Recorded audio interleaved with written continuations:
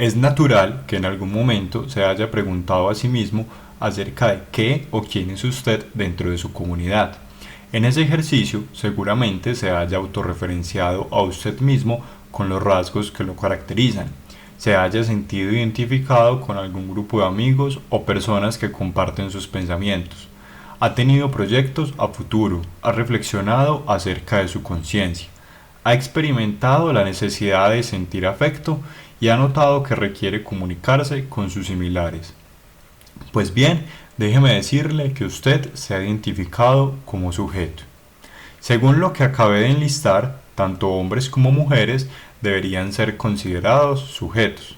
No obstante, el sujeto posee una cualidad sustancial y es su libertad. Es ahí donde se genera el principal obstáculo para incluir a las mujeres como sujetos, pues su libertad ha sido doblegada a través de la historia. Por eso, como miembros de una comunidad, debemos eliminar todo tipo de ideales que no permitan identificar a la mujer como sujeto. Tanto si está de acuerdo con esta posición o no, lo invitamos a escuchar este podcast. En los últimos años se ha evidenciado cómo muchos movimientos sociales han tomado fuerza, al ir aceptando progresivamente sus ideales. Entre los que más se destacan están los feministas y homosexuales. Pero, ¿de dónde o por qué razón nacen estos movimientos? Para entender las causas que llevaron a estos grupos a rebelarse contra el sistema, es decir, ir en contra de lo que políticamente era aceptado, es preciso examinar las injusticias y opresiones que sufrieron. Por ejemplo, considerar que las mujeres estaban por debajo del hombre, que debían estar sometidas bajo órdenes de su marido, o que un hombre debe amar a una mujer y no a otro hombre, que debe ser tan fuerte que sentirse débil o llorar no estaba como opción. En los próximos minutos presentaremos posturas y argumentos que permitan comprender por qué solo hasta hace unos años se cuestionó el por qué las damas no cumplían las condiciones o rasgos para considerarse sujeto, y cómo eliminar estas brechas de todo tipo entre los géneros permitirá a la sociedad convertir a sus individuos en sujetos.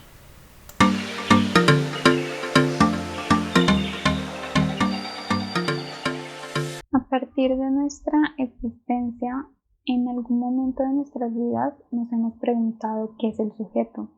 Visto desde lo epistemológico, un sujeto debe cumplir con ciertas condiciones, como puede ser tener proyecto, en la que el sujeto posee la capacidad de pensar a futuro o emprender una acción que le ayude a cumplir un objetivo que se ha planteado anteriormente. Esta acción puede ser simple, como por ejemplo sacar el perro a pasear. Por otro lado, también está la conciencia de sí, en la que el sujeto es capaz de reconocerse a sí mismo como un ser que ocupa un espacio. A ver, por ejemplo, que el reflejo que miras en el espejo eres tú. Los sujetos tenemos el principio de inclusión. Entonces, este debe ser capaz de incluirse o identificarse dentro de determinados grupos. Por ejemplo, un sujeto tiene que saber que es parte de una sociedad o que es estudiante de una universidad. Mientras que en el principio de exclusión, él tiene que reconocer que no es parte que no es parte de un país o que no es estudiante de una universidad. Otra condición es la autorreferencia, en la que el sujeto debe reconocerse y señalarse a sí mismo. Entonces, por ejemplo, si a ti te muestran una foto en la que tú te encuentras rodeado de un grupo de personas, tú tienes la capacidad de señalarte y nombrarte. Tenemos además la trascendencia, en la que el sujeto es consciente de que la realidad puede ser mucho más compleja y que no se limita únicamente al mundo físico. Cuestionarse, por ejemplo, que existen cosas que no son tangibles. Por ejemplo, alguien que es muy católico cree en una vida superior, en una fuerza que se escapa de su comprensión humana. Por otra parte, tenemos las condiciones de sexualidad y afectividad. donde el sujeto siente la necesidad de expresar sus sentimientos o de relacionarse con otras personas.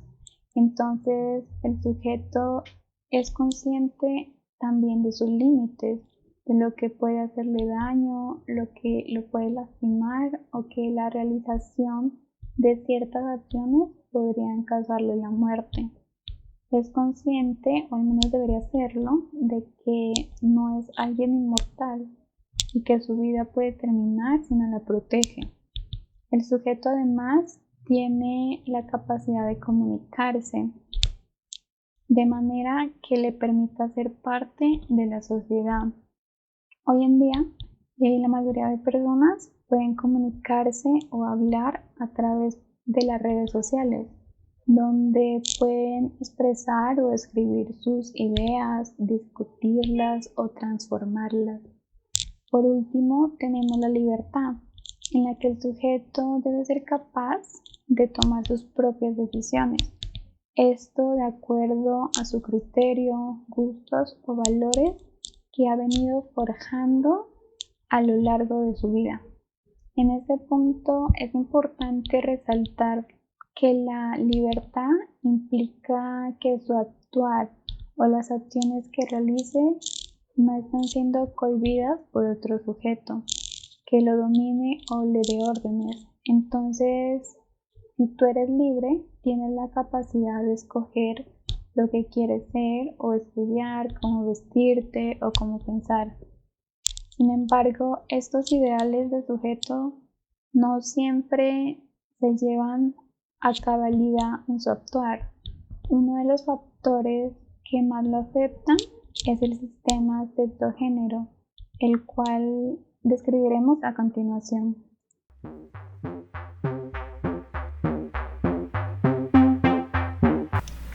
Ahora analicemos una de las diferencias más grandes que surge en torno al concepto de sujeto. Debería ser el sujeto diferente a la sujeta. En otras palabras, las cualidades o características que definen o diferencian a un sujeto hombre deben ser distintas a un sujeto mujer. Seguramente muchos respondan que sí, pues está arraigado en nuestra cultura que las mujeres deben tener ciertas cualidades que las caracteriza, como la dulzura, cuidado, cariñosa, inclusive sumisa y callada, a diferencia del hombre que debe ser rudo y fuerte, llegando a ser dominante y opresor. Estas definiciones que hace la sociedad de cómo deben comportarse los géneros es lo que conocemos como el sistema sexogénero, una doctrina que nos dice qué hacer, qué no hacer, qué sentir, qué no sentir, y hasta los colores que son apropiados para nosotros. En una definición más elaborada, Teresa Aguilar lo describe como las funciones que se le han asignado socialmente entre hombres y mujeres como seres subordinados bajo un sistema de poder. A partir de estas definiciones, que parecen ser tan antiguas como la historia de nuestras civilizaciones, las mujeres, especialmente, han sufrido atropellos contra su propia dignidad humana. Por eso, es comprensible que en las últimas décadas movimientos feministas se hayan alzado en contra del sistema que la menosprecia, exigiendo igualdad de derechos entre hombres y mujeres. Sin embargo, el sistema sexogénero ha sido opresor de los hombres también.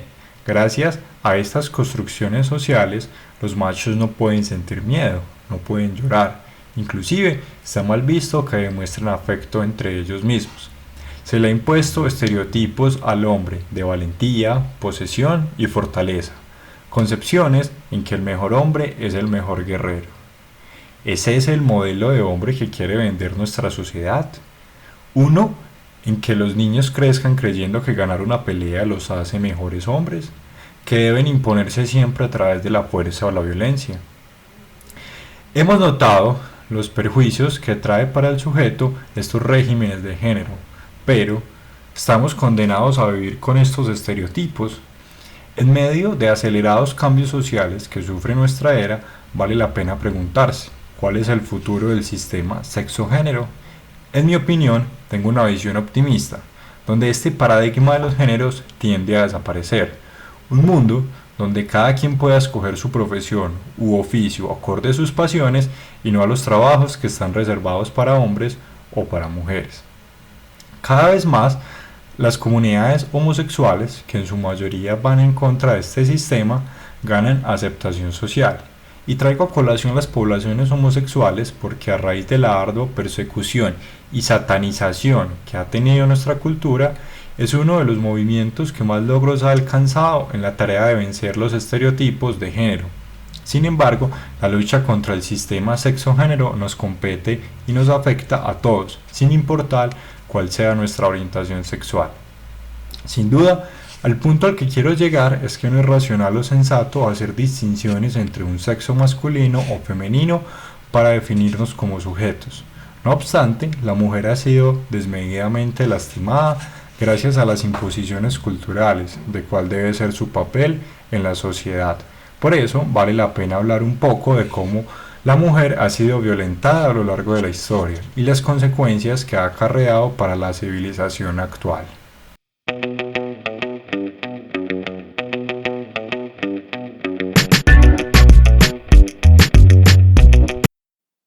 La mujer ha sido asaltada a lo largo de la historia de muchas formas, pero para comenzar a dialogar de ello tendríamos que remontarnos al inicio. A lo mejor las primeras referencias de la mujer nos proporcionan una representación del papel que mantenía en esa época.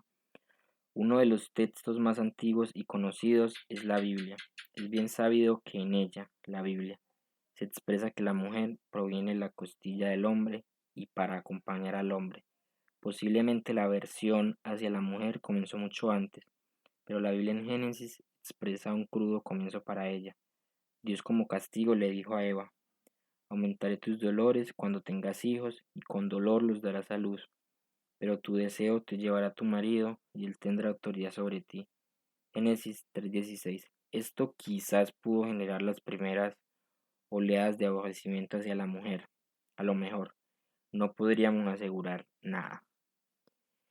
Esto originó, dicen los defensores del sacerdocio femenino, que Cristo eligiera solo a hombres por los condicionamientos sociales de la época, con ello negando la posibilidad a mujeres que quisieran actuar en este oficio. Claro está.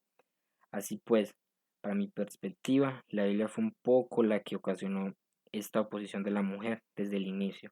Por otro lado, ya en el medioevo, la Edad Media, finales del mismo y comienzos de la Revolución Industrial, en pleno auge de la medicina moderna, las mujeres fueron señaladas como brujas, término que fue acuñado y tomando forma por su estilo de vida campesino que caracterizaba su forma de vestir un poco desaliñada y disponiendo de medicinas para uso común, resaltando que entre las medicinas estaba el centeno, que ayudaba a acelerar el proceso de parto. También la belladona, que funcionaba para impedir las contracciones uterinas, teniendo que esto sucedía aún cuando la Iglesia consideraba los dolores de parto como una consecuencia del castigo divino por el pecado original de Eva. Desde mi punto de vista, me parece una doble moral por parte de la medicina, que es la encargada de aliviar y medicar a las personas, al no estar a favor de las prácticas de las curanderas y o brujas, y dejar que las señalaran solo por pretender hacer lo mismo que ella. Es algo inadmisible. Gracias a este suceso se dio un detonante para perseguirlas. Una muestra de esto es el caso de Caterina Roche, uno de los últimos en la denominada Casa de Brujas. Su madre y abuelas quemadas por brujas. Lógicamente ella también debía caer, esto sin pruebas en su contra. De hecho, muchas de ellas terminaron en la hoguera siendo inocentes, ocasionando muchos casos de histeria colectiva entre las comunidades, pues pensar que existen brujas o mensajeras del demonio entre nosotros es algo inefable. Un caso muy conocido es el de las brujas de Salem, pues una de sus hipótesis es una posible intoxicación por centeno. Explicaría las convulsiones y alucinaciones de las jóvenes supuestamente hechizadas. Si me lo preguntan, ¿las mujeres han sido violentadas a través de la historia? Respondería que sí, y no solo por los colectivos sociales de cada época, sino también de la misma Biblia, que instiga a ello de muchas maneras, no solo de las pocas formas mencionadas anteriormente, y esto por mencionar algunos casos. La lista es larga y seguirá creciendo. Probablemente esto es más evidente que se debe equilibrar el juego. ¿Cómo así? Asegurar que serán tratadas con igualdad de derechos.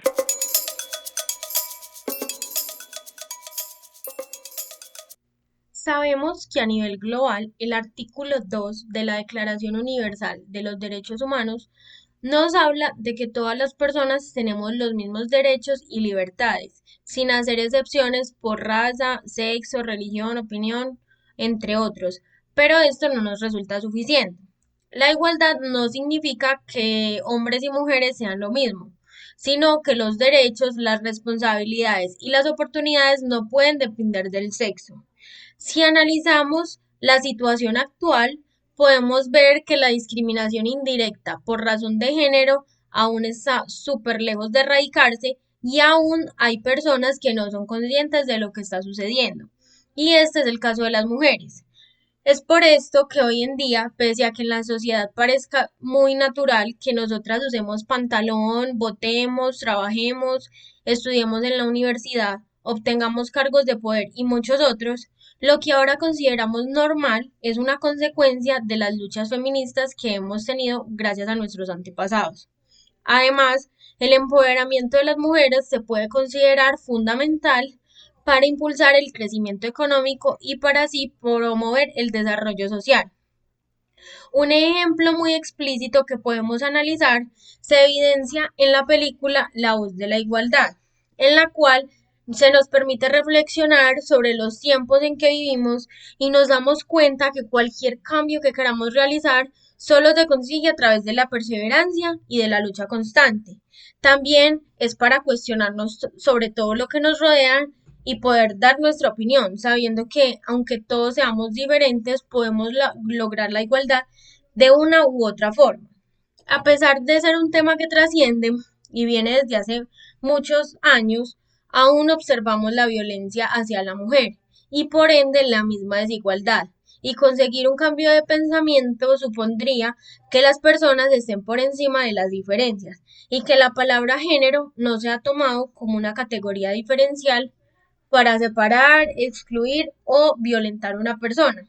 Además, según la ONU, solamente el 52% de las mujeres casadas o en una unión toman libremente sus propias decisiones sobre las relaciones sexuales, el uso de anticonceptivos y atención médica. Una estadística que en mi opinión es grave y es una cosa que se debe pensar debido a que esto representa en la actualidad un alto porcentaje de mujeres que aún son controladas o están bajo el mando de un hombre. Igualmente, desde un ámbito muy particular, podríamos hacer esfuerzos diarios para que de una u otra manera contribuyamos y podamos generar cambios necesarios. Y que esto no solo sean palabras, esto lo podríamos lograr empezando con diversas acciones, como por ejemplo, podemos educar en base al valor de la igualdad. Podemos apoyar la adopción de responsabilidades por igual o fomentar la igualdad desde cualquier ámbito de la vida en el que nos encontremos. Ahora, la pregunta que nos deberíamos hacer es ¿qué estamos haciendo cada uno de nosotros para mejorar esta situación y poder cambiar la concepción de igualdad que tenemos hoy en día?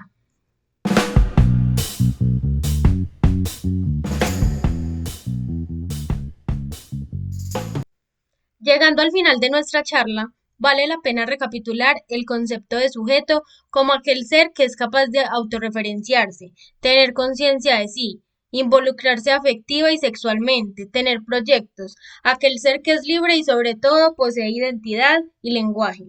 A lo largo de la historia se ha hecho difícil la definición de sujeto, por las amplias diferencias y distinciones que estiman entre hombres y mujeres por medio del sistema sexo-género, un sistema opresor que limita nuestros rasgos como sujetos de una sociedad. No nos permite ser libres, pues no dice exactamente cómo debemos actuar según seamos hombres o mujeres, ideales verdaderamente ridículos y absurdos. Sin duda, el género más perjudicado ha sido el femenino, pues ha atravesado por circunstancias inhumanas como la violenta cacería de mujeres por sus conocimientos bajo el ideal de brujas, un acto tan reprochable que tiene sus orígenes en la Europa medieval, pero que a través de la tradición cultural se sigue conservando en su concepto. Ha sido un panorama oscuro y aterrador para las mujeres, y solo en las últimas décadas nosotras hemos tomado la voz para identificar nuestro papel dentro de la sociedad y cambiar la percepción de los géneros que se ha tenido. Todo esto se transmite en una exhortación al oyente para tomar conciencia de su rol dentro de su comunidad y de esta manera adueñarse de acciones que permitan seguir mejorando el concepto de mujer como sujeto y valorar la importancia, las opiniones y la sabiduría femenina. En el momento que nuestra sociedad no haga distinciones culturales o en cuanto a la conducta para hombres y mujeres, podremos estar cerca de definirnos como sujetos.